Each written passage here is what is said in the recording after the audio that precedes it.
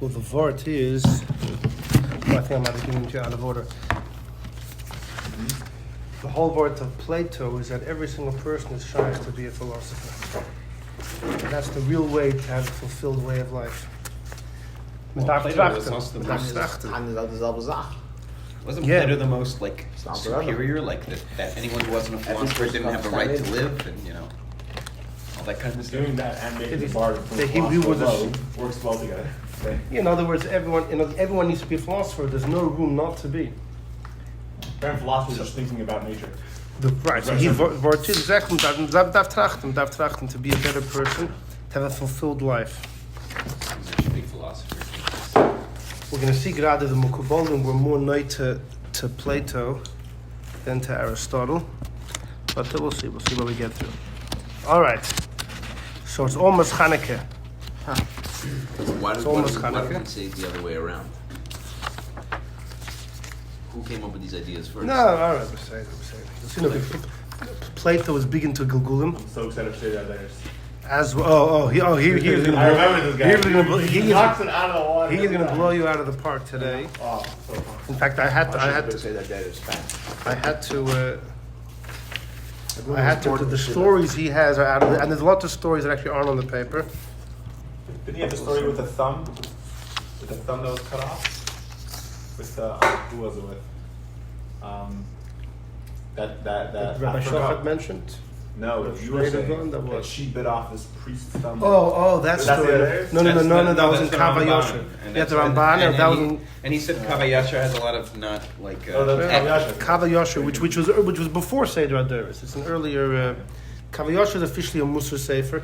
Seder HaDoros was written close to 300 years ago. Rabbi Yechiel Halpern was his name. A Rav Rosh Yeshiva in Minsk.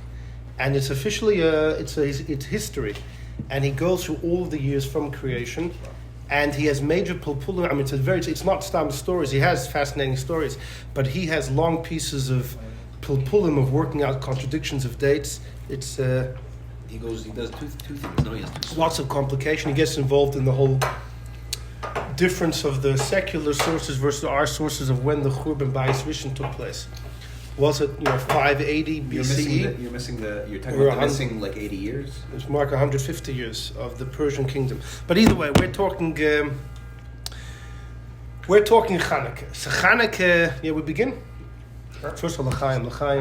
So Asach Hatzlacha and Brocha.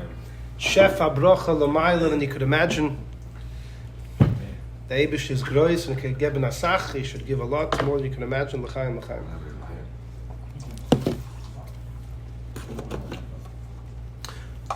Okay, so Chanukah. So the story of Chanukah happens in the middle, roughly the middle of the second Beis Hamikdash.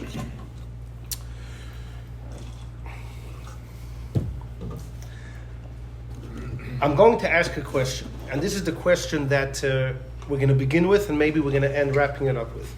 It's a question that bothered me for a number of years, and that is, when we learn Chassidus about Chanukah, there's a theme which keeps coming up, befrat by the Rebbe, and that is that the Yevonim, you see, when the Greeks came into the Beis Hamikdash, they didn't get rid of all the oil.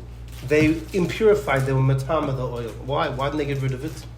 And the answer is they wanted us to keep doing what we were doing, but on their terms. Light the menorah, but let it be tomei, let it be influenced by the Greeks. Which the Rebbe takes that to mean that the Greeks were happy for us to continue our lifestyle and our traditions, but remove the Eibishter out of it. Get rid of the godliness. Make it traditional instead of religious. Exactly. Yeah. Exactly. They were into arts and designs, an interesting Messiah tradition, but don't really believe in something above nature. And that's the word lahashkicham Torah secha. Let them learn Torah, but forget about the Eibishter. And they had a big problem with chukim, things which don't make sense, because to them chachma was the be all and end all. To do something which didn't make sense, had no place, it was foolish, and to believe that there's something above wisdom, that there's an Eibishter, they couldn't handle that. That's something that Rebbe speaks about a lot. And the obvious question is that which country believed in gods more than anybody else? Well, the Greeks, they believed in many, many gods. They had no problem with believing in who knows how many gods, and they had very strange philosophies about them. So there was originally one god, and then another god, and then one made the earth, and then there's a god of the water and the heaven and the earth, and then you have Zeus famously, and then they're fighting with each other. Didn't most of the philosophers actually get into conflict with the people who believed in gods? Okay. Like, Socrates was killed for not believing in Right. gods. That's exactly what we're going to discuss.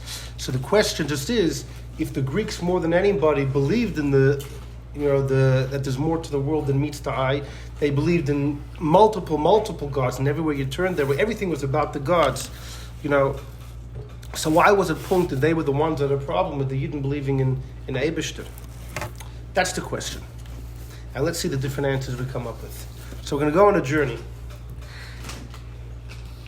So, just like in the Chassidus we say there's Far Peterburg and Noch Peterburg. There's the Alter Rebbe before he went to jail, and there's Alter Rebbe after he went to jail. And the difference is in how he taught Chassidus.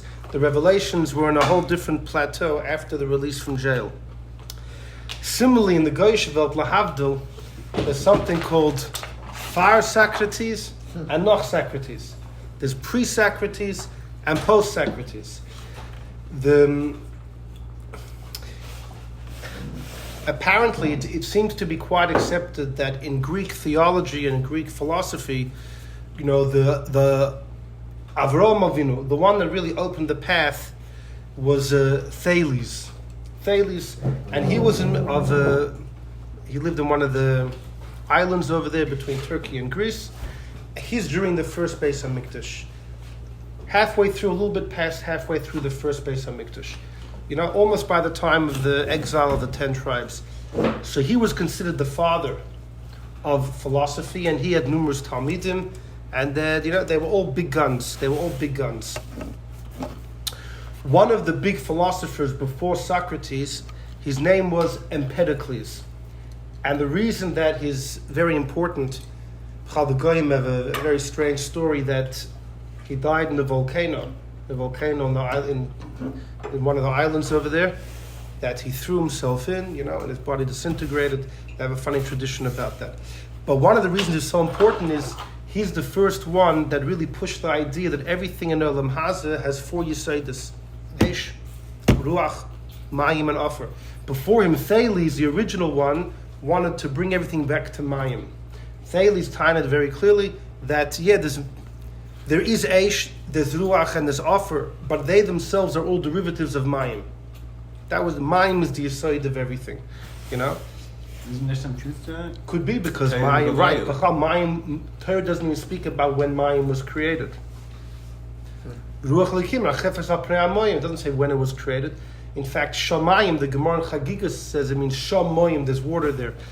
In other words, moisture somehow is the source of everything. Beseder. But Empedocles said, no, there's 4 Yesodis, and as it's known, Aristotle was big into that, and the Rambam as well. The Rambam, not just in his Meir Nevuchim, the Rambam brings it in the Yada Chazaka, in Hilchas Yesodei HaTorah. He goes to town with the 4 Yesodis, and this is something which is, not to say it started with the Greeks, but it's something which was debated amongst the early Greek philosophers, between Thales and Empedocles. And Aristotle went with Empedocles, and the Rambam seems to be going with Aristotle as well. Why is that important for Torah, specifically? To learn about Ma'aseh Bereishis, the creation of... You lost me. First year, you lost me already. Anyhow, so there's a couple names. So far we have... Kemel Nishkehet. All right. Don't worry, you can forget about them. It's not like Rav Meir Rabbi Yehuda. Do I have to know? You could decide. No, we're going on a journey. You can close your eyes. Imagine you're in Greece. It's beautiful in Greece. You're on the Mediterranean. It's geschmack. It's beautiful. Right, exactly. It's beautiful. And they're walking around by with those. Yeah. Anyhow. These big philosophers had shaykhs to the Yidden. Deep shaykhs. So we're going to see. That's exactly what we're going to see. So the earlier ones, we don't find, at least I haven't found that any of these people had any shaykhs, even though they're all during Bayis Rishon, the end of Bayis Rishon, all these people. The 10 lost tribes, seem to have gone east to Aram. When they left Eretz Yisrael, they went to the right. All these people are to the left, are in Greece and Turkey.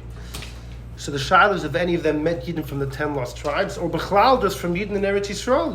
There was a big kingdom, Judea, the Yidden, and but I haven't found anything. Historically, there's actually there's a lot of Greek trading posts in Lebanon, which is just a little to the north. So it's very possible they could have met. Possible, right? But I haven't found anything Do they documented. speak about Jews in any way in any of their books? A bit later. I'm not a buck in all of their books. I don't know. I haven't found that. Actually, a lot of them. Some of them wrote a lot. Some of them wrote almost nothing. Some of them wrote almost nothing. Now, at that point, this is a fact. In Greece, most people believed in multiple gods. All the Greek mythology, all different gods. That was already then. Where did that come from? That came from two poets. There were two Goyish poets in Greece going back 200 years before this. One of them went by the name of Homer, and the other one went by the name of Hesiod.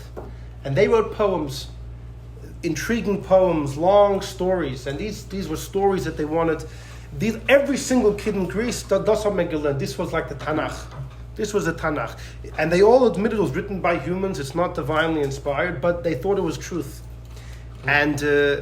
And apparently in Hesiod's works, he speaks about all the multiple gods. And every kid in Greece is growing up with these hashkafas and ideas of multiple gods, etc. Fine.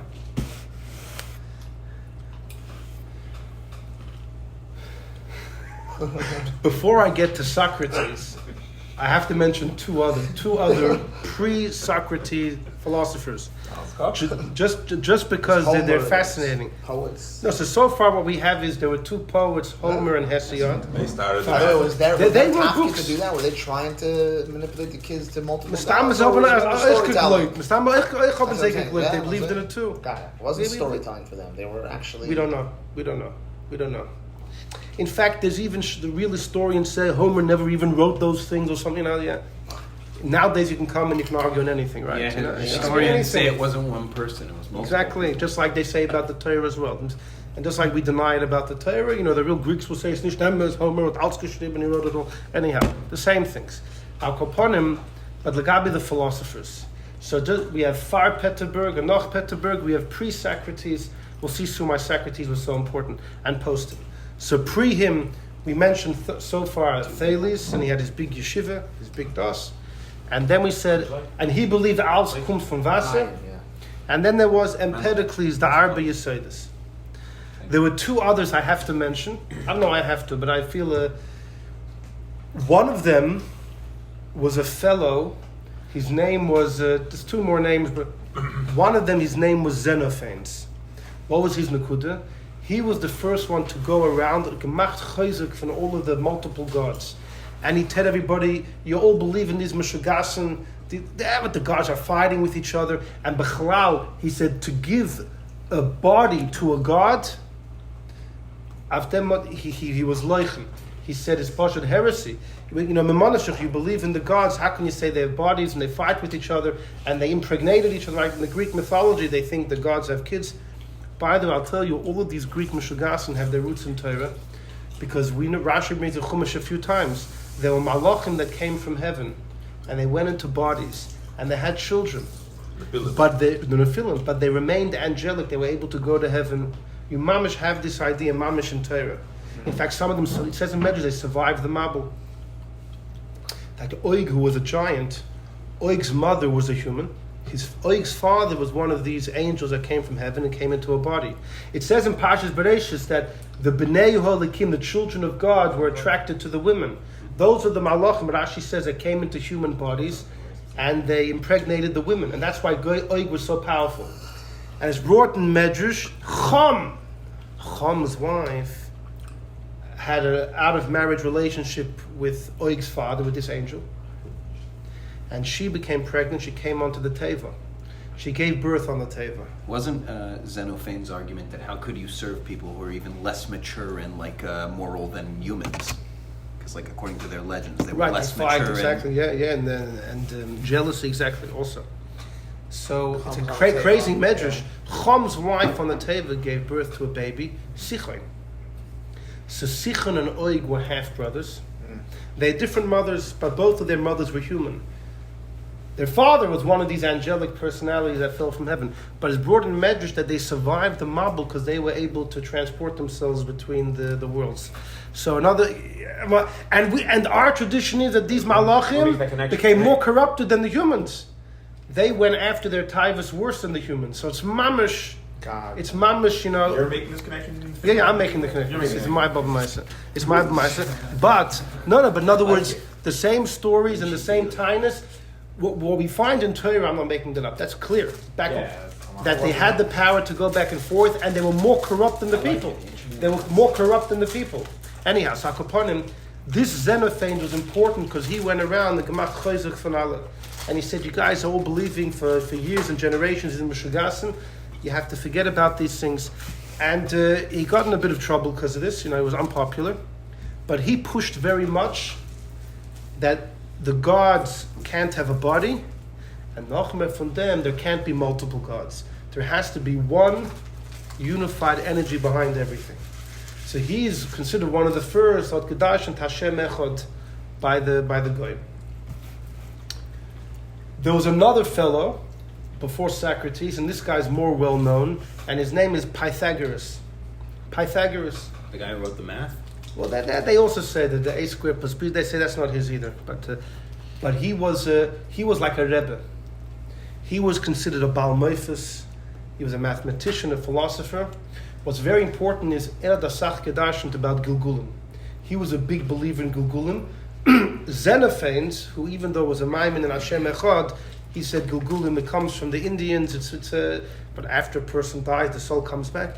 When Reb Sadia Gaon in his Sefer brings those that believe Gilgulim, he makes fun of it.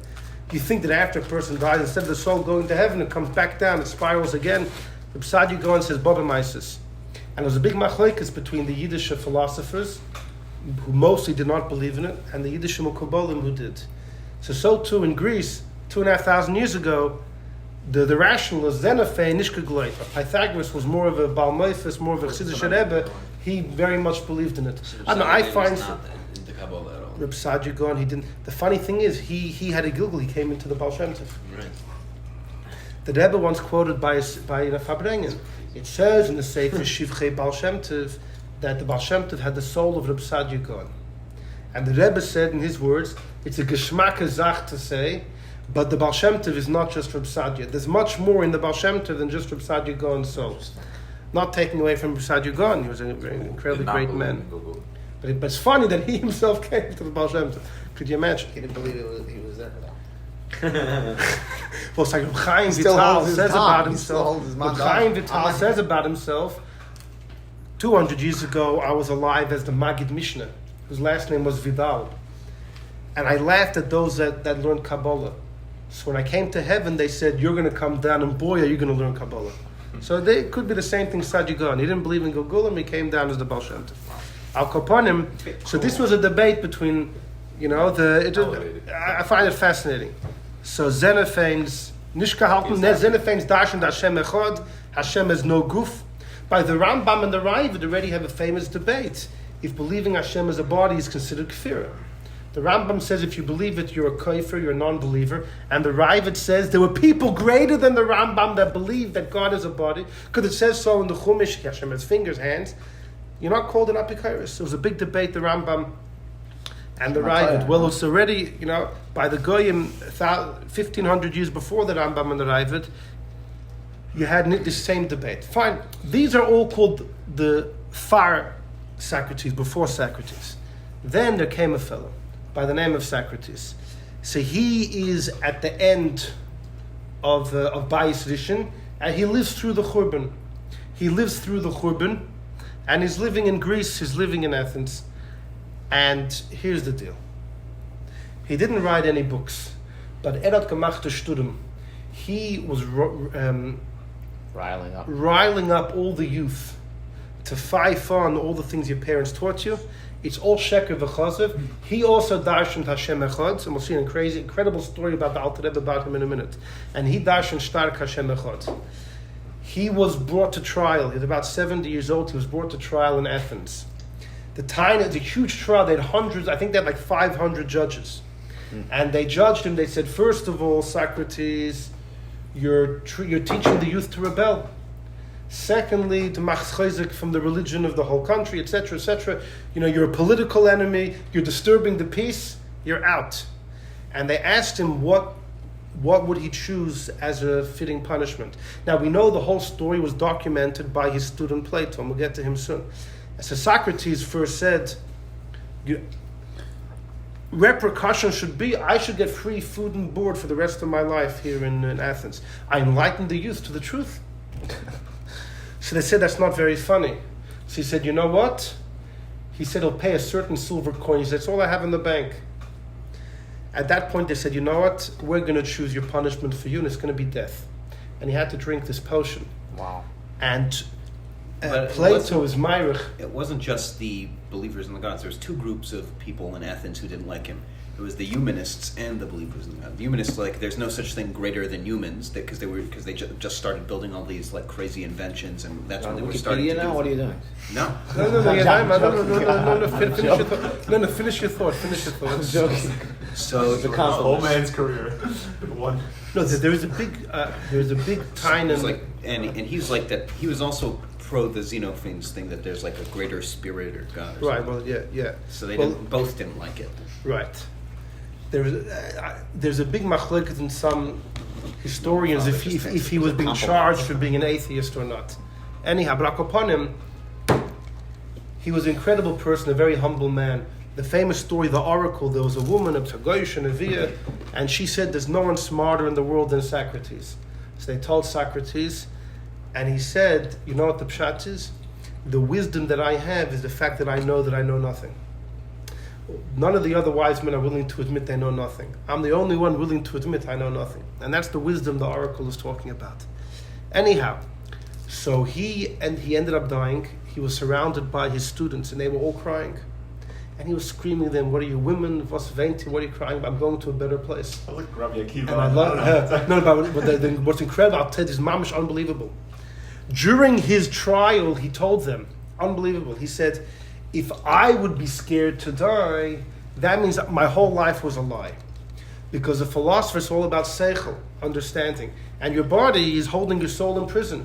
All the distractions of Elam Hazah, sickness, tiredness, all these things are holding back the neshama, the soul, from understanding. Wow. So someone who's a real philosopher, he's not scared of death. Fakir, finally I'm free. So he tells the court, if I would be afraid to die, that means I'm a false philosopher, my whole life was a lie. Yeah, but a real philosopher would realize that he's meant to be in a goof. To philosophize. That's it. No, Yeah, he believed in Neshama. afterlife. No, he believed in after Elam Haba. Then why was he born? So listen. Okay, fine. Listen, if he was here, you could take it up with him. The point's like this. He didn't continue learning. No, he ends up passing away. Guys stopped after The Alta, you have to hear this story. This story, Reb Shmuel Groenim, the Mashpi and Lubavitch, told the Bochrim. He said the Alta Rebbe said the following story. When Socrates, after he died, he had to drink the poison, and then he died. When his soul went Lamaila, right? So Rabbi Yeshua holds Hasidim of the other nations have a portion of the world to come. So he said, I deserve a higher place in heaven than Avraham Avinu. Why? Avraham Avinu threw himself in the fire. He didn't die. He was ready to shecht Yitzchak, but he didn't. I Taka died for God. I Taka died. Now, the Rebbe discusses why Avraham Taka shechted the ram. After he couldn't shecht Yitzchak. There's an inyan of having blood. There's an inyan of Mesiras Nefesh B'Poyel. Said he shechted now, but he had 2 years, no? Isn't that the opinion that actually? The Zohar says it, yeah. But I Taka died. So the Alter Rebbe said, you know what they told him in heaven? You know what they told him in heaven? They told him in heaven, Avraham did it despite himself. He didn't want to shecht Yitzchak. This was his whole life. All of Avraham's teachings were going to disappear. Avraham did it despite himself. He did it for the Eibishter. You, Socrates, they told him in heaven, you were sick of life. You hated being in Elam Hazah. You were looking forward to die. You were happy to drink that. You did it for yourself. And mamish, if you read the way Plato describes the whole story, it's mamish what the Alter Rebbe, it's unbelievable how the thing. Anyhow, Socrates goes. Now we're up to Plato. Aplaton, as the Rambam refers to him. Now the Rambam quotes Aplaton a few times in the Moreh Nevuchim. The Rambam writes in a letter that Plato's ideas were very deep. And that's why he doesn't encourage people learning them. So those amongst the great philosophers, even compared to Aristotle, Plato was known as Gor, and Amkin. The Rambam writes to somebody, you can learn everything of Plato, is mamish dvorav amukim, and he speaks in misholim and riddles. But Plato wrote tons of books. I think they're all pretty much dialogues. That was the style in those days. And even actually, even by many Yidden, that's one of them, right? Fake conversations. Yeah, exactly. That's how he would bring out his ideas. And in all of the dialogues he has, his Rebbe, Socrates. I mean, he was a Talmud Muvik of Socrates, no doubt. There is a story about Plato, which Yidden tell over. The source, I used to think was clear, and then I found that it's not in that source. And then I see there's a major shadow what the source is. But here's the story. Plato was living in Greece. And he lives during the Churban, just like Socrates. He's younger. He lives during the Churban of the first Beis Hamikdash. Which Navi is alive then? Yirmiyah. Yirmiyah ultimately, after Gedaliah ben Achikum was killed in Eretz Yisrael, Yirmiyah, this is a couple months after Churban Bayis Rishon, after Tisha B'Av, Yirmiyah makes his way to Egypt. And he was there for a bit, until Nebuchadnezzar came, and then there's a whole machlok is what happened to Yirmiyah. Plato came to Egypt for a visit. He meets Yirmiyah.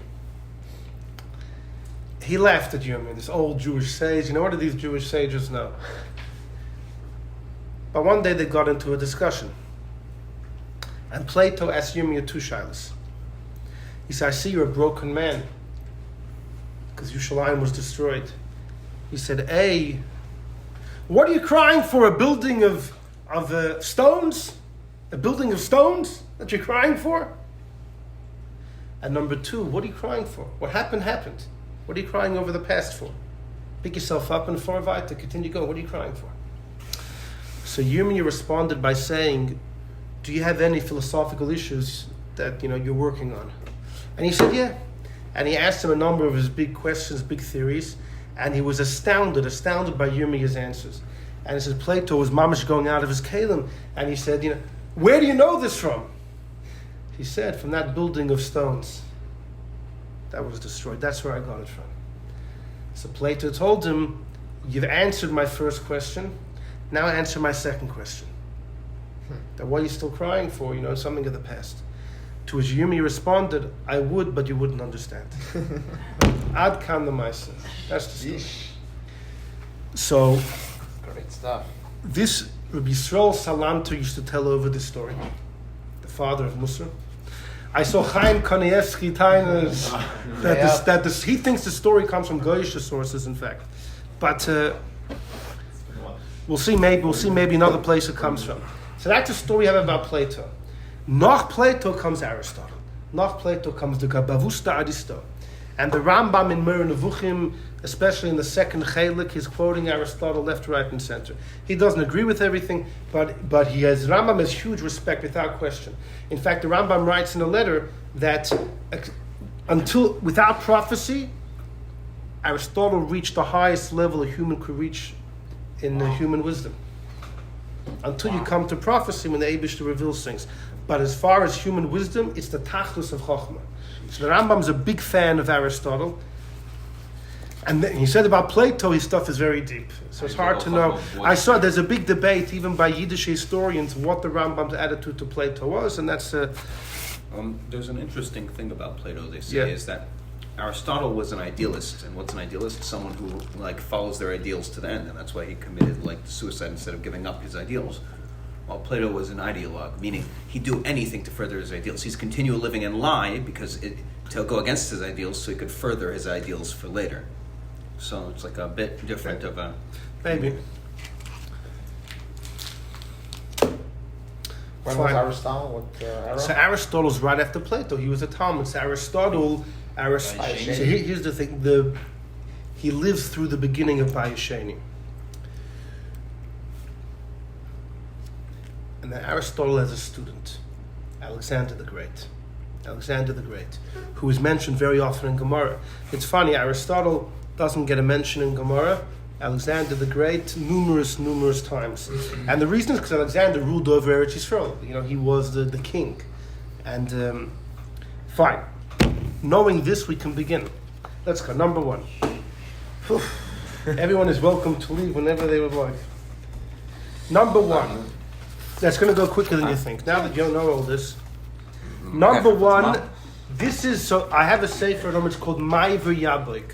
Ma'aver Yablik is a Kabbalistic sefer 400 years ago.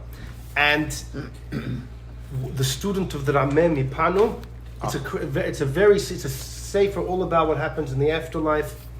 But here he quotes, look at number one. Because of the sefer Torah Sa'ila, it says in the sefer Torah Sa'ila from the Rambam. We're in number one, sorry if it's out of order. Chelik Aleph in the 11th parak. Ki Platon, that Plato, so this is quoting the Ramah from Shulchan Aruch, who wrote a sefer Torah Sa'ila, and the Ramah is saying that Plato kibul hachachma min hanavim. All of Plato's wisdom he got from the prophets. Yirmiyah. Right, so maybe it means Yirmiyah, who was in Mitzrayim. Hard to know. The Socrates, the Rebbe of Plato, Kibel me Achitophel me Asaf HaKorchi. From Asaf and Achitophel. So Asaf has a mention in Tehillim.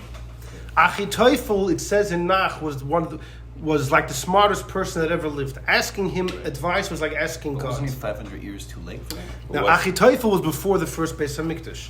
So l'chayr, what this means is Socrates must have received the wisdom either by manuscripts or by people that orally had the teachings of Achitophel. It doesn't mean we don't have any teachings. We know when he we died. have one thing in Gemara. The Rebbe actually has a teaching about it. We know when. No, he hanged himself. Achitophel hanged himself. He was 33 years old. It's a long story. But, well, Avshalom's the story of Avshalom. He supported Avshalom against David because he was the grandfather. When he was in his 20s, he was already a Zayda. They did things fast in those days. He died. He hanged himself when he was in his early 30s. Smartest guy. His granddaughter was Bathsheba. Bathsheba was married to Uriah Hachiti, and David had Uriah killed. So it's his grandson. That's why he supported Avshalom in the revolt. So this is an incredible thing. In other words, Socrates' wisdom somehow came from Achitophel and from Asaph, and Plato somehow got from the prophets. What do these things mean? No details. You could just guess. There's 100 ways this may have happened. Then the others came. Aristotle v'chaverov v'lokhu hachachma ba'omet hadas. They took wisdom based on their own guesses and estimations. Ve'ein lo tzad otzin b'Torah seinu, doesn't have a firm root in our Torah. In other words, the Ramah is saying Plato and Socrates, their wisdom comes from the Yidden. Aristotle dafka created his own path. And ve'im nimsu b'dvarav dorver toiv. If you happen to find something good by Aristotle, it says in the Sefer Shvili Amunah, he stole them from Shlomo's Chochmah. In other words, Aristotle made up his own stuff. It's all wrong. Whatever's good is because he stole from Shlomo. How? Because Alexandrus of Macedonia, Alexander the Great, when Alexander the Great conquered Eretz Yisrael, Hishlit Rabbi Hanisker, he gave his Rebbe, Aristotle, when Alexander was a kid growing up in northern Macedonia, his father, Philip, we'll see a crazy thing about that, but his father wanted to tutor Alexander. His father hired Aristotle. He took him from southern Greece to Macedonia to teach his son. When Alexander of Macedonia conquered Eretz Yisrael, he gave his rabbi the Shlita al Oitzer Sifrei Shlomo. Apparently there was a library of Shlomo's Sfarim. Aristotle got the keys to the library, and boom, he found everything that he wanted, and he plagiarized. Anything good Aristotle writes, says the Ramah, this is the Yiddish tradition, he stole from Shlomo. It was fascinating. The whole Dover Tov Shematzma, anything that Aristotle found that was good, Kos from Bishma, he wrote in his own name. The Idav, and then he mixed Deis Rois, Vizoris, Kakadmas, Oilam, Vakiyotza. Aristotle believed the world matter always existed, didn't believe that Yesh Ma'ayin, he believed there always was matter. And he mixed. So in other words, he stole stuff from Shlomo, he threw in his own ideas, and then you have Aristotle's Chachma. The Im Kain, what do you see from here? Even if you're Adam Chacham like Daniel or Yeshua ben Nun, Al Yismech al Chakiroisav, do not rely on the philosophy of Aristotle, or even your own. Here, the Ma'av Yabak is going on a tangent against philosophy. If you see, the reason why Socrates and Plato were on the right path is because they were guided by Torah. Aristotle took his own path, and that's why he blew it. He messed it over. So even if you're as smart as Daniel or Yeshua ben Nun, don't trust your own mind and your chachma. Ki mi lanu gadol ka'avinu harishin. This refers to Adam Harishin, who's greater than him, that Eichusai ad l'shamayim, his worth was to the heavens, u'botach b'sichlei kniski, he trusted himself, v'katzatz b'netiyas, v'hifrid aluf chas Hashem, that Adam had some issue with Achdus Hashem, whatever that is, that's not for now. Noach rotz alalas mitoich heichal achetzainim, l'kedusha. Noach wanted to go out of the palace of the Chitzayim to holiness, v'nechaz behem, but he got stuck in this palace of Chitzayim, ki achaz b'yayin hamashaker, because the wine did it in V'nifkan, he was hurt.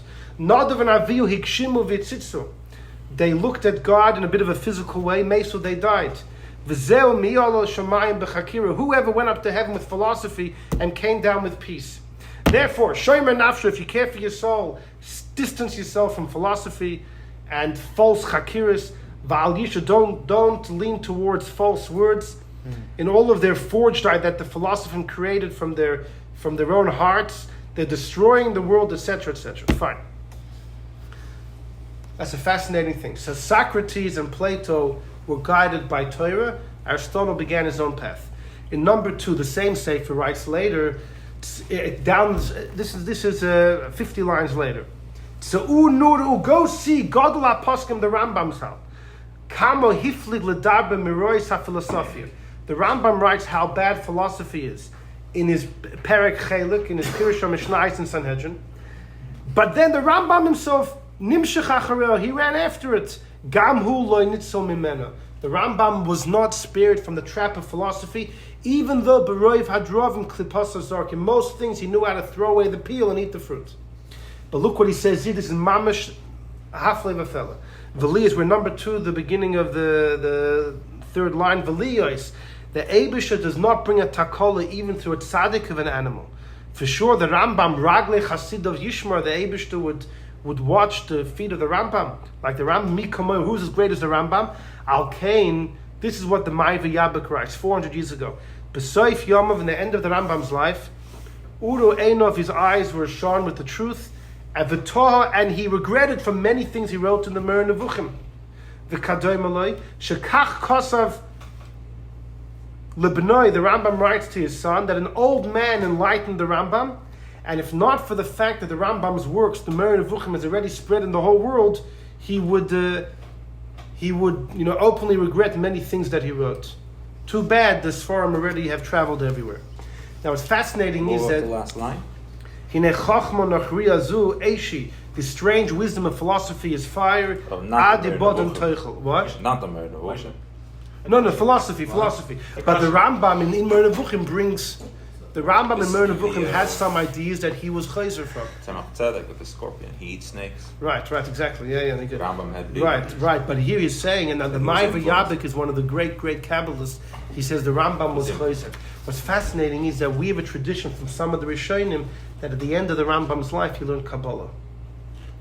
So if you put the two things, in fact, that's how the Rebbe learned, because the Arizal, Reb Chaim Vital says in the name of the Arizal, the Rambam never learned Chochmas HaEmes. He didn't learn Kabbalah.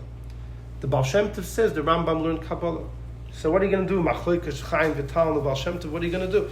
So one of the answers is that the Rambam learned Kabbalah at the end of his life. And we didn't make it up just to answer this contradiction. The Migdal Oiz, one of the Rishonim, he quotes a letter that the Rambam writes about himself. At the end of his life, he learned Kabbalah. So it's interesting that Dafka at the same time, he regretted much of what he wrote in Mer Nevuchim based on Aristotle. The philosophers liked Aristotle.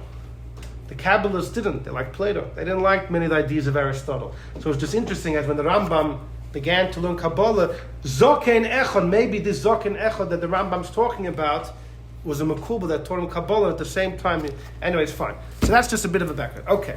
Let's continue. We're going to explore a little bit about Aristotle, a little bit Alexander, and then we'll wrap it all up. We have some fascinating things. Number 3. You say that the Yosha doesn't bring the Kabbalah through a tzaddik. Ultimately, if the Rambam did go back from his Mer Nevuchim, it wasn't spread around that his... That's a good question. It's a good question. What can I tell you about maybe the fact that this is going around? This is going around now. That's, in other words, spread the recording. 600 years after All right, that. so at least now there's something. At least now there's something. What should I tell you? Staka.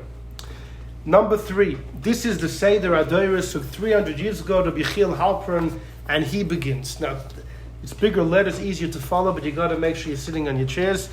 Aristotle, the philosopher, Rosh HaChachamim, the head of the wise men, was the rabbi of Alexander, and he was a student of Socrates and Plato. Now, he wasn't mamish a student of Socrates. Socrates died before he was born. He was a student of Plato. Their thought. He was born in Macedonia. V'chai, he lived Chav Shonim, 20 years after Mrs. Alexander Talmidai. He lived 20 years beyond his student Alexander. Now, this is actually not accurate, as he himself is going to say. And V'yiyu Mechai, so he lived all up 62 years. Which that is held. The Goyim, they have 62 years for Aristotle's life. The fact that it was 20 years after Alexander, we're going to see, is not accurate. Alexander died when he was 32 years old. Alexander conquered, almost the entire known world. In fact, the Gemara in Megillah counts 3 people that ruled over the entire known world. It counts Achashverosh, Nebuchadnezzar, and Achav, 3 of the kings you find in Tanakh. And Tosfos asks, what about Alexander? He answers, we're only counting those that are found in the Psukim. But it's true, Alexander Taka ruled over the entire world. Basically, the entire known world. The important part of the world, at least. And fine. Continues the Seder Aderes. V'kosav, that Aristotle writes somewhere, Shediber in Shimon HaTzadik al Chochmas Elikus. Shimon HaTzadik we have in Pirkei Avos. He was one of the last people, the Anshe Knesses HaGedolah. When was the Anshe Knesses HaGedolah? And what was it? It was a group of 120 Chachamim. Many of them were prophets. In the beginning of the second Beis HaMikdash. And Shimon HaTzadik, who was a Kohen Gadol, was one of the last ones. And he was alive during both the times of Alexander and even Alexander's teacher Aristotle. And Aristotle writes, he spoke with Shimon HaTzadik about God, and he was bewildered by the Chachma of Shimon. And in some details, Aristotle himself writes, this is what the Shimoni, Shimon HaTzadik, taught me. Let's continue.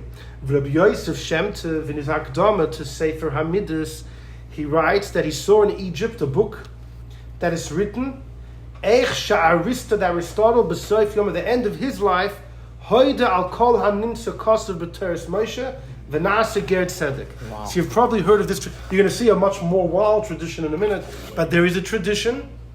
Now the Seder Adoris is writing this 300 years ago. By the way, he's quoting from an earlier source called Shalshelas HaKabbalah, which is 500 years ago in Italy. That in this Sefer of Sefer Hamidus, there's a guy, Rabbi Yosef Shem Tov, and he says he saw in a book in Mitzrayim that Aristotle, the end of his life, was Megayer. He became a Jew. V'chein kosev Magen Avraham l'chacham Pritzuli. There's another sefer that brings Aristotle converted, and they're not done. Well, b'sefer hatapuach. There's a sefer called the Apple. That even though that Aristotle was not mamin bekadmus, he believed that matter always existed. Nonetheless, he worked very hard to be mevatel the false ideas and other ikrim. In other words, Aristotle fought for many good things. Yeah, he didn't believe in creation, yesh me'ayin, but he fought for other Torah values. Then he quotes the Kuzri, who says that Chachmas ha-filosofim hutku shorasheim v'kloleim Yehudim. The roots and the general ideas of philosophy started with the Jews. So many times I see many Yiddish professors that they write and they say openly that in Torah there's no open philosophy. It was the Greeks, and from the Greeks it infiltrated into Yiddishkeit. But that's actually not the view of Torah. The view is that any good philosophy the Greeks had, they got from us, like we saw in number 1. And you see in the Kuzri over here, it says the same thing. It started with the Yidden, then it went to the Kastim, that's the in Bavel, and afterwards Paras Umadai, and afterwards to Yavan, and afterwards to Roimi.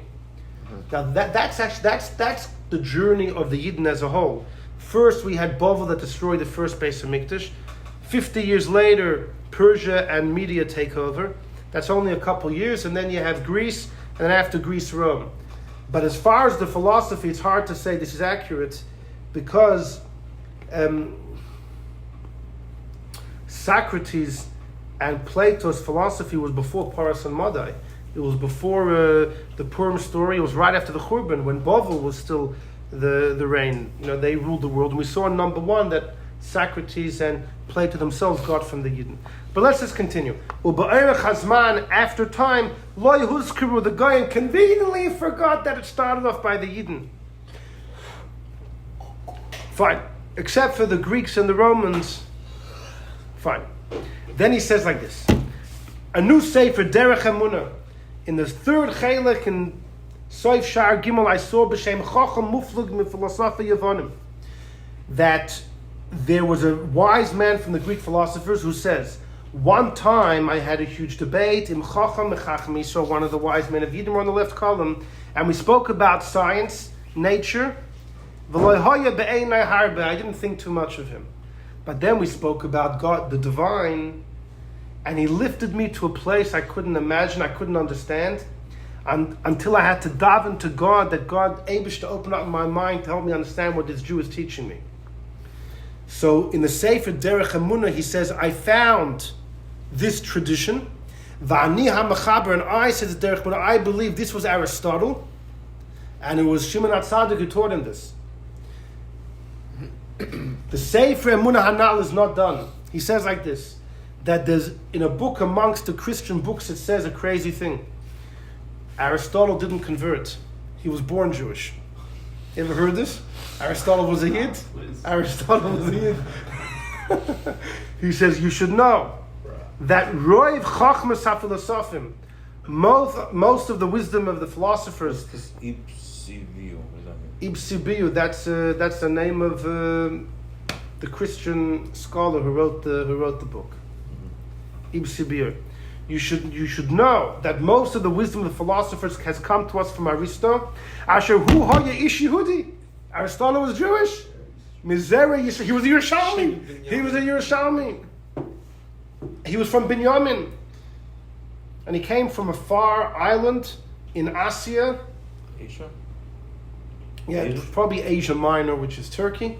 And he was in the mountains, and then he descended from the mountains, and he sat with us for a long time. That's what the Greek scholar writes. He was a Jew. Philosophy, he taught us philosophy. Or not? Makes sense to Yeah, me. makes sense to me too. Anyhow, then go 2 lines later, and it says in the Seder Shvili Emunah, like we saw in number 1, that when Alexander went to Yerushalayim and he found the big library of Shlomo HaMelech, he gave Aristotle the full control over the library.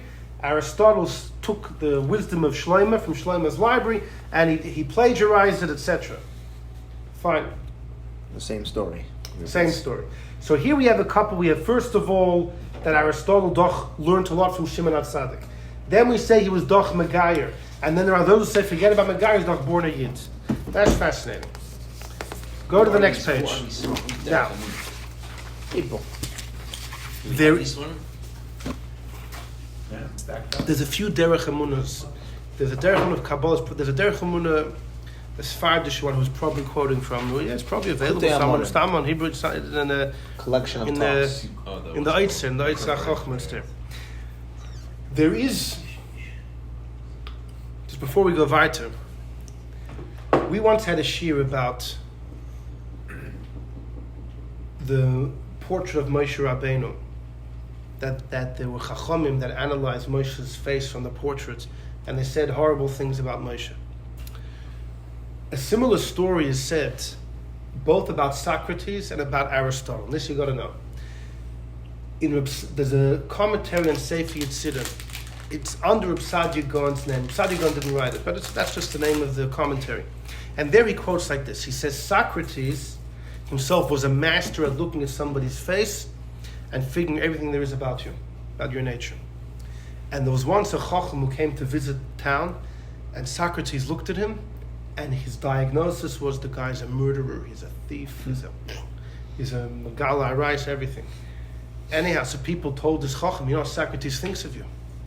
And the Chacham said, Socrates knows what he's doing. Everything he saw, I have those taivas burning inside of me. There's people I want to kill, and there's, I want those things. You look at me as a big philosopher, this guy said. He said, I have raging taivas, but with, mayach shalat halev, I can conquer myself. That's one story. But there's another story about Aristotle, a similar thing. And this is found in a different sefer, that Aristotle was an expert in reading the lines on the hand. A fellow comes to Greece who's also a self-proclaimed professional. Aristotle tells his students, let's test him. Aristotle gets some warm wax. He puts his hand into the wax and he makes an image. He tells one of his students, go give it to this visiting chacham who thinks he's an expert palm reader, and tell me what he says. So the Talmud brings it to this visiting chacham, and the chacham looks at the hand and he says, this is frightening. I see someone here who has the worst desires, a sick person, desire to steal, to plunder, to murder, and specifically arayas and women, etc. But I see he's a very wise man. So the student of Aristotle thought this was hilarious, So he went back to Aristotle. You know what the guy said? He said, you're full of every chesar in the world, but you're very smart. Aristotle said, that guy knows how to palm read. Aristotle said about himself... Didn't we already do this by the Maisha Shir? You said this story? I can't repeat it. It's a long time ago. I'm repeating it because it's negay what we're going to see in a second. So Aristotle said that about himself, I have all of those horrible things, but I break myself. Oh. So this leads us to the following story. This story is not on the page. It's not even in Seder HaDoros. That's how. This is like beyond Seder HaDoros story. It's found in a sefer called Me'iras Einayim, written by a Rishon who was a big Kabbalist. Rabbi Yitzchak Demin Aku, what was his name? For those that study history of Kabbalah of the Rishonim, he was a very important player. He was a student of the Ramban. When the Ramban moved to Eretz Yisrael in the last couple of years of his life, the Yitzchak Demin Aku learned from the Ramban. And then he traveled to Spain. He was very involved in the finding of the Zohar and things like that. He was a Kabbalist. And he writes, Rabbi Yitzchak Demin Aku writes the following story. He says, Aristotle was the teacher of Alexander. Like we said, Alexander grew up in Macedonia, and his father wanted his kid to get a good chinuch, so he hired the best Aristotle to teach his kid. There were a few kids in the class. There was a couple of kids in the class anyhow. But Aristotle had tremendous respect. Alexander had tremendous respect for his teacher. Alexander became king at the year 20, and his teacher Aristotle would guide him in his wars and his plans of action, and there was always perfect advice. His Rebbe was his Rebbe. He was a big chassid. By the way, Alexander said that when he traveled all the way to India, Aristotle was a chacham in everything. Even in the whole makeup and the geography of the world, but when he came to India, he saw some things weren't as Aristotle told him. He writes, Alexander says, I had chalishas hadas, I had a bit of how could my Rebbe have made a mistake? India. Yeah. In other words, he was perfect. How could it be? The mountains were a bit off or something. Everything else was perfect. Anyhow, but Alexander had a wife. And we're going to see about this. Roseanne, or Roshan, but I don't know, that's how you say it in English, but the way it's in here, Roshan, we're going to see in number 7, Roshan. Anyhow, in fact, she was an Einukul of Esther, as you're going to see. Wasn't she Afghan? Yeah, we're going to see, yeah. She's going Anyhow, you're going to see. That goes to the other shir we had. We'll see. Hello. All will be revealed. Exactly. Yeah. All will be revealed. Anyhow, listen to this. Listen to the story. So she apparently was a beautiful woman, and Aristotle had a taiva for him. Alexander's wife, the queen. But he's doch the king's mentor. Didn't he have multiple wives though, Alexander? Yeah. But this is the one that he wanted. So he approached her many times, and she shoved him off. And she told him, "You're doch the great Aristotle." Anyhow, one time she said, "You know what? Okay, The Tanai is like this. And I'm only saying the story because I stayed in the Sefer. She said, in a few nights, Alexander's going to be on a trip, face a hunting trip or something. The coast will be clear. You come into the room, you're going to lie, you're going to go on the floor on all four. And I'm going to ride you around the room, like ride a horse. And after we do that charade, then you could do what you want. Aristotle's a happy man. And the day comes or nighttime comes. Now she had tipped off Alexander. She told her husband, "Your Grace Rebbe, you know what he's up to? Come tonight, 9 o'clock to the room." So she's in the room. Aristotle comes in, big smile on his face. He gets on the floor.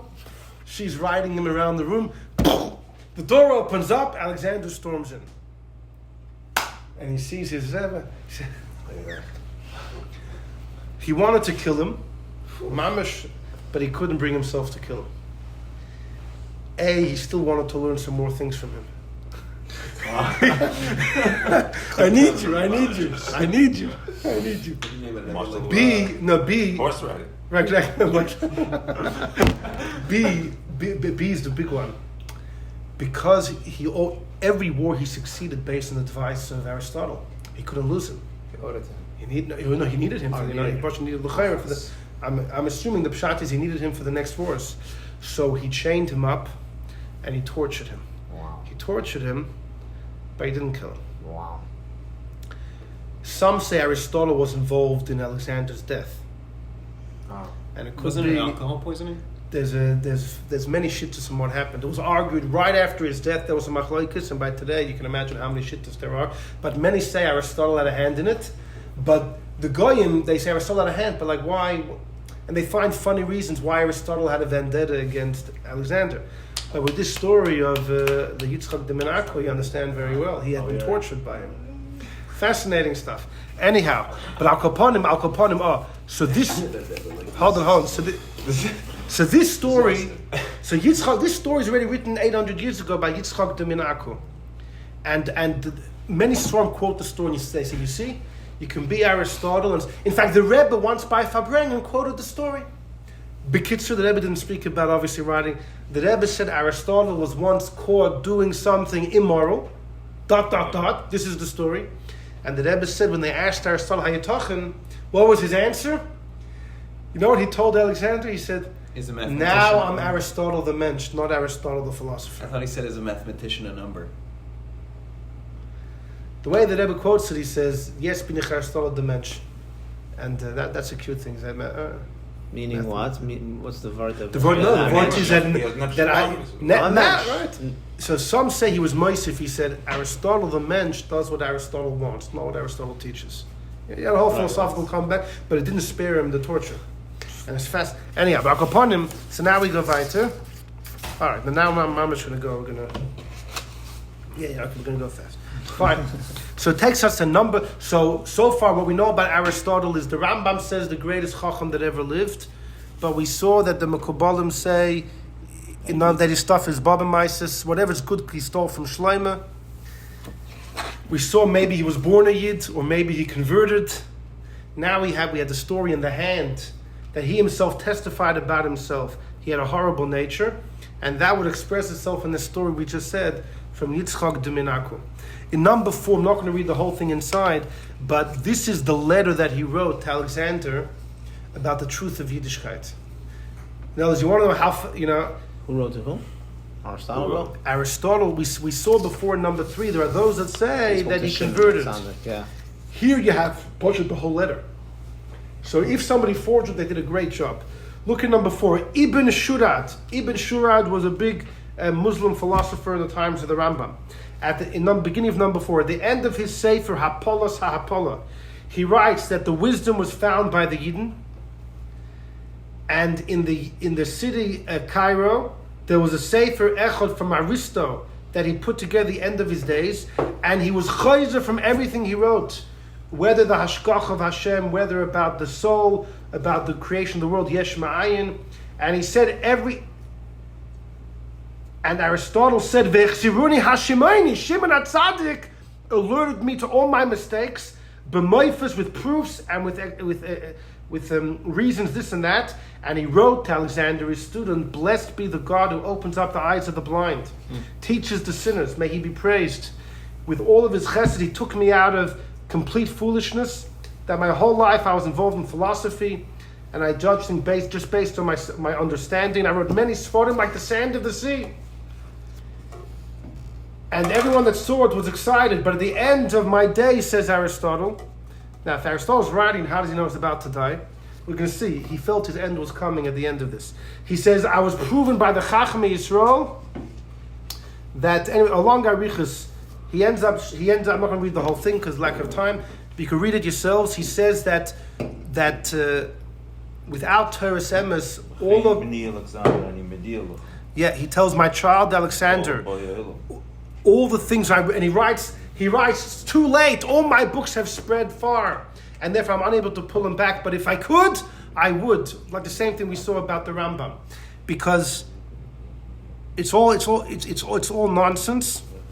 Anyhow, you could read it. Look at the next number 4 on the left, on the bottom of this. He says that I would rather die. He says than have my sforim spread around. He says, "I know that I'm going to be judged in heaven for my false teachings that I've taught the whole world." But then he finishes off the letter. He says, "Why didn't I write this to you before?" He says, "Because I knew you would get angry at me. You would harm me. But now that I feel like my end is coming, I'm writing this to you because I know by the time you get it, I'll already die." That story isn't true. So like he says in brackets, I said before that he outlived 20 years after Alexander. That can't be. Right. Unless he thought he was going to die, but he didn't. Now the truth is, the years, there's a big issue. The Yiddish dates when Alexander died and the Goyish dates are about 20 years off. About when Alexander died, which is very important for the reason I'm going to tell you. But I'll go upon him. I'm going to get to Alexander in just a moment. So this is mamish the letter. You have a full, long letter. Now, this is mamish the clincher about Aristotle. Number 5 is from our good friend, Menachem Azari of Panu, the Rameh Panu. In his Sefer Gilgulei Neshamas, he has something to say. Aristotle, and he writes, he was from the spark of Avtalion. Now that's a mistake. It's not meant to be Avtalion. It's Antignos. Antignos and Avtalion were both Gerim. In the second Beis Hamikdash, Antignos was first. Aristotle was before him.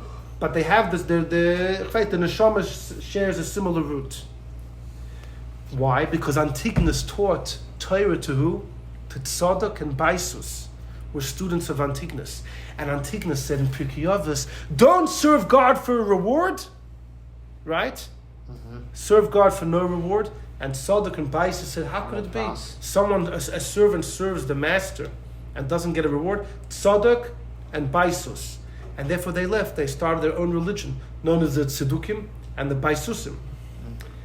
So just like Antignos taught Talmidim which were not Muhugan, which were not fit, and they became Tzedukim, so too Aristotle as well. Many of Aristotle's students, they went completely off. Lochen, he says, L'bsoif chazer b'tshuva. At the end, Aristotle did tshuva. Now he doesn't say clearly he was Megayer, but he said he did tshuva. Because Aristotle, the end of his life... Jewish. Yeah, exactly. No, but it's fascinating. Because the Rambam, who kocht in Mer Nevuchim in Aristotle, but we saw in number 1, in number 2, that the Rambam, the end of his life, he regretted. Just like Aristotle did the same thing. At the end of that, Aristotle had regret. V'nizgalgul ba'Antoninus. Aristotle's soul came into the body of Antoninus, who was a Roman emperor in the times of Rabbi Yehuda Hanassi. After the Churban Bayesheni, 500 years after Aristotle, and he learned from Rabbeinu HaKadosh. The Gemara in Avodah Zarah has a whole stories. Well, he might have been Megayer, but we have stories of he is. Goy is right. Goy's neshama has a portion of Nolam Haba, right? Yeah, exactly. Goyim can have Gulgulim, especially if he was Megayer. Men, women, animals. Right. By the way, many hold that Antoninus himself was Megayer. The Gemara says Antoninus had a tunnel between him and Rabbi Yehuda Hanassi's palace, and no one, it was all clandestine. No one could know about it. From Yerushalayim? Whatever, you know, just sorely had exactly. This exactly. Yeah, no one should know about it. Across the ocean. But actually, Rebbe grew up together with him as kids, because when Rebbe was born, there was the Romans were killing Yid left, right, and center. Antoninus' family took Rebbe in. Not Yid in general, just the Nassi's family. Okay, fine. Well, Still, it he depends. was He on had the docket. the depends. There's a story with What the he, wrist, when he was young, L'chor could have been the time of in the Hadrian. 130s. No, of Churban Beitar. Yeah, Hadrian. So they killed They hundreds killed of his thousands of grandfather. Yidden. Wasn't he? They switched killed with all Liberty, Yidden. They killed all Yidden then. Anyhow, but let's go back. Al so we see Aristotle. His end was he was a Gilgal and Antoninus. He learned lots of Torah. Antoninus was Megayer.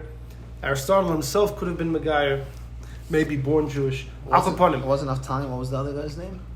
Antigonus. Antigonus in Pirkei Avos. Similar. They had a minion after Right, class. right. He finds it hard to believe. Anyhow, but listen. Now we're going to wrap this up. Now we get to Alexander. Alexander the Great, his mamash. He's a big figure throughout Gemara and Big Medrash. I have to tell you the following story. Reb Chaim Kanievsky. I love this. This is one story about him that I love. And I have to make up for the times that we missed. Mendel's not here. He's very upset. There's a fascinating story that there was a chassan kal in Eretz Yisrael. The chassan, unfortunately, was diagnosed with Yena Machla, very serious. And he wanted to call off the wedding. But the girl didn't. The girl said, no, I want to marry you and help you. And he wanted to call it off. So the two of them went to Chaim Kanievsky. So he said, what's the din Torah? So he wants to call it off. It's not fair for her. She wants to go ahead with it. It's not fair for him. So he said, this reminds me of a story in Medrash. In Medrash Tanchumas, there's a story that Alexander the Great came to Africa. And he met there with one of the big kings. And he wanted to see how the king judges. So he sat by the king's courtroom. Two people came in. What was the shiloh they had? These two people, one of them had sold the other one a plot of land. So the second guy, the buyer, was digging around the tree and he finds a treasure of gold. So he calls the first guy and says, I bought the land, but you have a lost treasure. And the first guy said, nah, I sold to you the whole land, the treasure's yours. Each of them was fighting, the other guy should get it. So the king said, I'll take it. He said, do either of you have kids marriageable age? Yeah, one of them had a girl, one had a boy. He said, great, let them get married, let them have the treasure. So he turned to Alexander and said, no, what do you say about my psak? How is the psak? What would you have said? Alexander said, I would have killed both of them and taken it for myself. Alexander's reason is because such a thing, if a treasure which no one knows about belongs automatically to the government, and the fact that they're fighting over it is already a merid against the king, treason. So the king asked Alexander, does it rain in Greece? Alexander says, of course it rains. The king says, are there animals in Greece? He says, yeah. The king says, good. Because if there were no animals, only people like you, it definitely would not rain. God's only letting it rain because you have animals there. This was the story in Medrash. It's in Medrash Tanchuma. So Chaim Kanievsky said, what do you see from there? When two people come to you and each of them are fighting for the other person's benefit, right? It's going to be win-win. It's going to be win-win. And not just that. In that story, what was the Eitzah? Marriage. And it was a win-win. So because you're both fighting for each other's benefit, get married and Mitzvah Shem will be a win-win. Chaim Kanievsky never left his home to go to weddings, but for this wedding he went. He came to the wedding. The chassan was still in a wheelchair, but he came and he danced with him, and it was a big thing. Wow. I don't know what the end of the story was. Sure you learned. Grandkids are still. But I think it's a beautiful psak that he gave based on the story of Alexander. So Alexander the Great. So let's look at number 6. Number 6 is the Rambam in Hilchos Gerushin. The Rambam says we should never give a get, but if you do, you have to write the time, the date. Now, how do you date a get? To which year? The years of how many years it is since Trump became president. Like, what are you dating from? COVID. The Chaim Tiknu, you should be moinin begitin. You should count the Malchus of Oisei Azman. Whoever the king is, 10 years to the kingdom of so and so. In Australia, you could be a prime minister for many years. When I was a kid growing up, we had the same guy. For 16 years, the same guy. Always the same guy. Here you have an 8-year max. Edia Kosav L'Shem Malchus He said, well, what if you wrote it for a different kingdom? That's not a. What if you write it for the king in Sweden? All the binyan habayis is this amount of years from the churban. From the building or the churban habayis. So the Rambam says it depends. If that's what people in that locale do, it's good. If not, it gets possible. But then he says, you know what the minig of Yidden is? When you write a get, you know how you date it? Either to creation of the world or to the Malchus of Alexander the Great, Mokdon of Macedonia, which is Minyan Shtaris. What does Minyan Shtaris mean? So let's turn to the next thing. So let's speak of Alexander just for a moment. Alexander is a fascinating fellow. Actually, years before I came here, I was teaching in Australia. I was teaching in Mr. Kornhauser's school. And at some point, actually, I was teaching the Mudechol. Besides for Gemara and everything, I was teaching the Mudechol because the government mandated they need the Mudechol, or else it can get serious. So history. So they asked me to teach history. So we chose Alexander the Great. That's what we were learning about. We learned a little bit from Goyish, mostly from Yiddish sources, but to satisfy the. Right, they had to learn English there. They were reading the Friedrich Rebbe's memoirs. That's how they're trying to do it. Anyhow, so there's fascinating things about Alexander, but in order to understand what the Rambam meant there and what's going on and how it relates to Chanukah, and this we're going to wrap it up. You've got to see number 7. The Seder HaDoros says Alexander Mogdon was born in the year that's 3,423. That's a couple years after the second Beis HaMikdash was set up. The way to remember simply is the first Beis HaMikdash was destroyed in the year Shilach, when the Eibishter sent us out, which is 338. 3,338. 70 years later, in 3408, was Binyan Bayesheni, and this is 15 years after Alexander's born. At that time, there was a big star, Venoira, a big star, and the earth shook. There was an earthquake. And there was, this is like classical Seder HaDoros. There was lightning, and there was thunder, and it was freezing, and that the people of Macedonia never ever saw. He's quoting the Tzemach David, who was a student of the Ramah. Then he continues, you're going to see unbelievable stuff. You missed 2 Kanievskis. Yoim, we're going to see fascinating stuff of it. There's more. The day that Alexander was born, it was the month of Iyar, it was a Wednesday, when the sun was shining. On that very same day, Dalet Iyar, when the sun set, he died many years later. So Alexander was born and died on the same day, right? Which we say is reserved for. We're doing this page. We're doing the last page. So. Where's Macedonia? We're on the last Where page. is that? Northern Greece. The Balkans. It's northern Right Greece. there. It's right there, northern Greece. If you ever go to Greece, you have a vacation in Greece, right north over there. I would love to go to Greece. It was helpful. Make a trip. Really not so much these days. Not Macedonia. Nothing there. No. No, it's the islands of Greece. That's where you go. Make a sheer That's where you trip, go. Waldo. That's where you go. It's like war torn. I'm gonna go to the mountains, Mount Olympus. You can see actually what's going up on top of the mountains over there. Anyhow, but I'll call upon him. Look, he says like this. The trip. Vishnei Chayav, he lived 32 years, and he was king for 12, because he became king when he was 20. That's established. That the Goyim agree with. So fine, you get 20 years old, he became king, 12 years he was king. How was he born? You'll never believe. You know how he was born? Mechashef Echad, there was a sorcerer in Macedonia. His name was Naktinabur. Ba al Ashes Philip, Hamelech. Alexander was not the son of Philip. You tell this to a guy, if they know their history, they'll flip. Philip, of course, was the father of Alexander. No. Vatarloi. Philip was out, and Philip's wife she was impregnated by some sorcerer, and she conceived, and Alexander was born, and this whole thing happened while Philip was away during war. And this is from the Shalshelis HaKabbalah, and then he quotes Yosifon, and you could see it there too. So the Yiddish tradition is Alexander was a mamzer poshet. Alexander was a mamzer. He was not the son of Philip, which means Bechlal, he wasn't even fitting for the throne, which is fascinating. And then he quotes the Shalshelis HaKabbalah. I saw he's from the Zerah of Hercules, Hagibor Mitzad Av. Alexander's father, the sorcerer, came from Hercules the Gibor, and from Akilu Hagibor from his mother, and he was born. Well, he was born Jewish.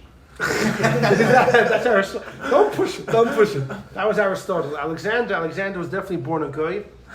He was born b'yom shenisraf heichel Diana. There was a big palace that was burnt, which was one of the 7 wonders of the old world. And who burnt it? Aristotle. Someone by the name of Aristotle. Not Aristotle. He burnt it because Aristotle wanted that if I burn this, people remember me forever.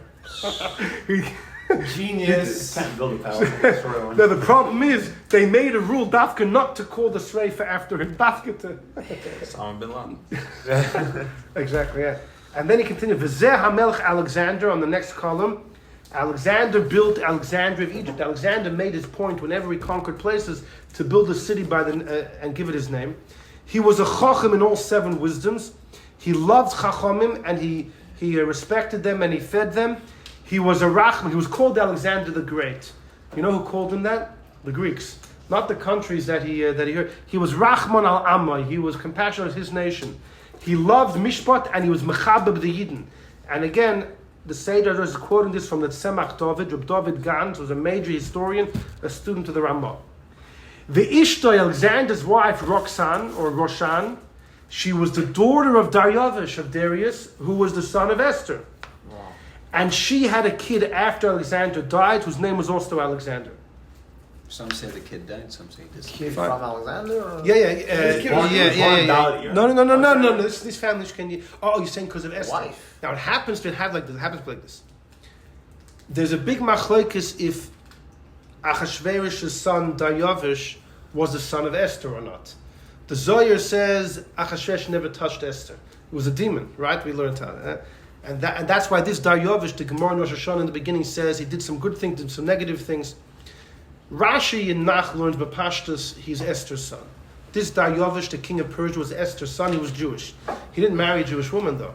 He married a Goyish woman. He became the king of Persia, and he was killed by during the war with Alexander. In fact, when Alexander fought one of the battles, King Darius was there, Esther's son, and he fled. And he saw things weren't heading his direction. He fled. He cowardly fled, and he was killed by some of his own men. But it was during the battle of Alexander. And apparently, this Daryavish had a daughter. He says, Roxanne, who was a Persian princess, who was a daughter, and Alexander married her in order to get the favor of the Persian. Now I'm your king. I've married the queen, and then they had a kid known as Alexander II. Alexander was talking nice to you. Daniel gave a prophecy about Alexander. That's a fact. Daniel lived Daniel was alive. He was young during the Churban of the first Beis HaMikdash, and he lived until the Purim story, until Haman kills him. Right? The Medrash says Haman killed him during the Purim story, but he was alive just before Alexander. Daniel. Haman killed him. The great Daniel. Yeah, the same guy. Daniel was known as a major chacham, like we saw in number 1. That's even if you're a chacham like Daniel, he was a big chacham. That's why the Gemara says if Mashiach is going to be from someone that died, it's going to be Daniel. He was incredible. Look at number 8. Daniel gave a prophecy. V'hatzafir hasair. The seir is a he-goat and Safir is a deer. Melech Yavan, the king of Greece. Hu ha-melech harishon. This is the first king. Daniel said this as a prophecy about Alexander. And Daniel says, Daniel said he will rule over the other kingdoms, meaning he will take over Persia. And then he will die. As fast as he rose up, he will die. And his kingdom will be split into 4. Which is exactly what happened. It's mamish an unbelievable prophecy of Daniel. But number 8 is the Seder Olam. The Seder Olam was written by Rabbi Yossi the Tana, and he quotes this pasuk from Daniel that look in the second line of 8. Uka'amdoi tishaver, as fast as Alexander will rise, his malchus will fall. So the Seder Olam says, Hu Alexander Smokdon. Daniel was talking about Alexander of Macedonia. He ruled for 12 years. But here's the clincher. Ad kan hoyu hanavim misnabim beruach hakodesh. The Nevi'us went until Alexander became king. Mikan ve'elech, at that point thing changed. There's no more prophecy. Hat os nechoshma, to listen to what the rabbis say. But isn't there also no more of the Avodah Zarah stuff? That's because Anshek daven for it. Correct, that's true. But here you have this moment, a fascinating thing, and with this we're going to wrap it up. The Yidden left Mitzrayim in the year 2448 from creation, 2448. For exactly 1,000 years, the Yidden had prophets. You know what the 1,000 years are? 40 years in the desert. It says in Malachim 440 years until the first Beis HaMikdash stood.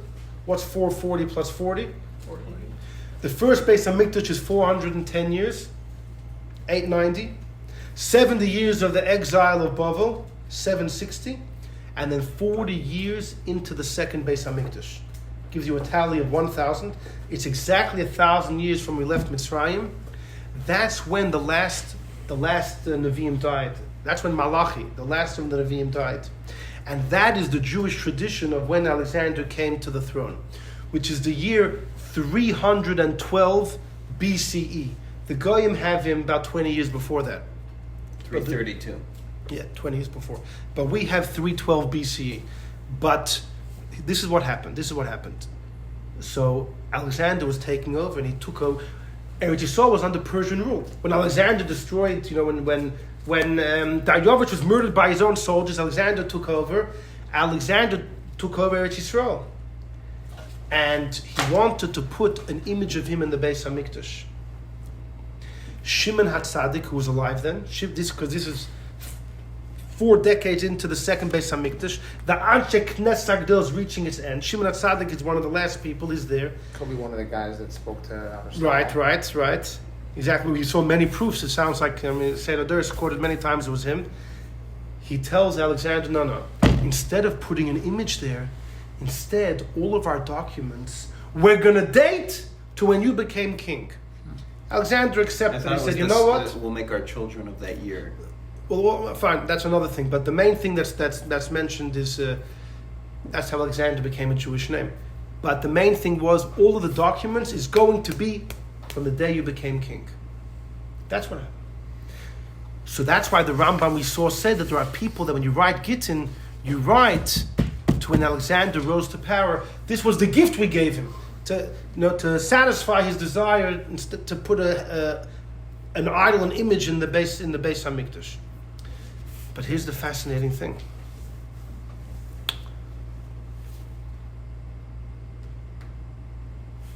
We saw in number 8 that the same time that Alexander became king, something else happened. Nevi'ah stopped. The same year, 312 BCE. That's when Alexander rose to power. That's when prophecy stopped. We dated our documents for many years to that year. Why? We told Alexander, to respect you, became king. The real reason is we want to commemorate when Nevuah stopped. How do we know that? Look at the last one, number 9. Rav Nissim Gaon, he lived in Tunisia about 1,000 years ago, one of the first of the Rishonim.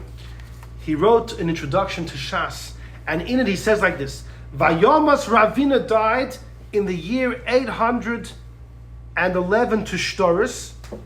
That means from when Alexander became king. Koloimar me'es pisuk hanavua. He says clearly, it was the same time Alexander became king, prophecy stopped. And we started dating all of our documents to that time. Why? To Alexander, we said, is to respect you. The real reason was because that's when prophecy stopped. But that means prophecy ceased when Alexander became king. And we saw that in number 8 clearly, that the Seder Olam says, the Nevi'im worked, they were misnab until Alexander, and then it all stopped. Why? Why did it stop? You know why it stopped? Why? What changed? We didn't daven for Nevuah to stop. We didn't daven for Nevuah to stop. We davened for Avodah Zarah, the taiva to be destroyed. Wasn't it like a trade or something? No.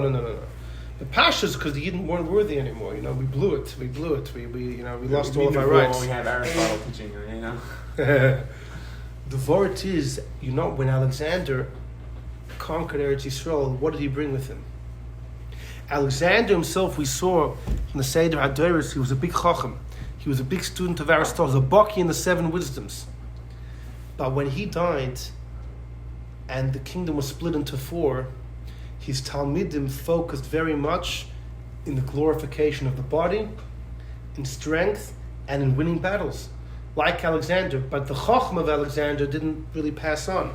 The Gevura, and all of the beautifying of the guf, the muscles, kochen sich in the Olympics, and all of the culture that we speak about, that's what passed on.